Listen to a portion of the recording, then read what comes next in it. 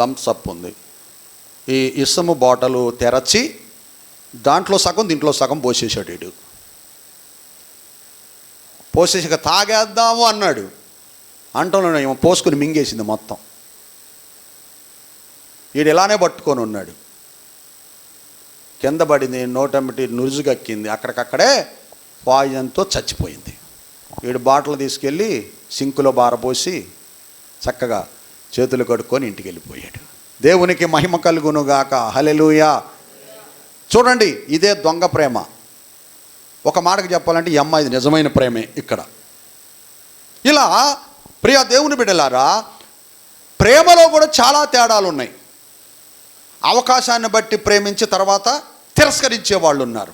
ఏదైనా ఒక వ్యక్తితో ఒక ఉపయోగం మనకు ఉంది అనుకుంటే అబ్బో అధిగమించిన ప్రేమ వాళ్ళకి పోస్తారు. ఆ కార్యం జరిగిపోయింది అనుకోండి, వాడెక్కేదాకా వాడ మల్లయ్య, వాడ దిగిన తర్వాత బోడి మల్లయ్య. దేవునికి మహిమ కలుగునుగాక.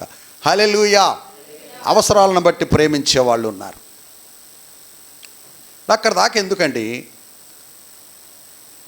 మనం జంతువులను చూసినా కూడా అంతే ఉంటుంది. జంతువుల్లో కూడా అంతే కనపడుద్ది.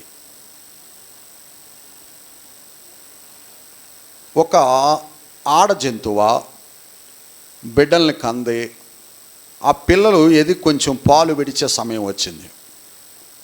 అదివరకేమో వాటి దగ్గరికి ఏది రావడానికి అవకాశం లేదు, ఏదొచ్చినా ఎదుర్కొంటుంది. అవునా కాదా? కొంచెం పాలు విడిచే సమయం వచ్చింది. ఇక ఆ తర్వాత ఈ తల్లి దగ్గరికి, తల్లి జంతువు దగ్గరికి కూడా వాటిని రానివ్వదు, ఎంటబడి కరిచిద్ది కదా. దేవునికి మహిమ కలుగునుగాక. హల్లెలూయా. ఈ లోక ప్రేమలన్నీ కూడా అవకాశాన్ని బట్టి ఉపయోగించుకొని అవకాశాన్ని బట్టి తిరస్కరించే ప్రేమలే. అయితే యేసయ్యను ప్రేమిస్తే మాత్రం దాంట్లో ఏ నష్టం కూడా మనకు కలగదండి.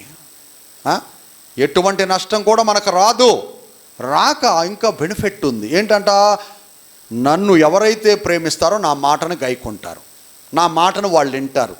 ఆ ఇంటూ గైకుంటూ ఉంటే నా తండ్రి వాళ్ళను అధికంగా ప్రేమిస్తాడు అన్నాడు. ఆయన నేను కలిసి వారి దగ్గరకు వచ్చి నివాసమే చేస్తామన్నాడు. దేవునికి మహిమ కలుగునుగాక. హల్లెలూయా. అలాగే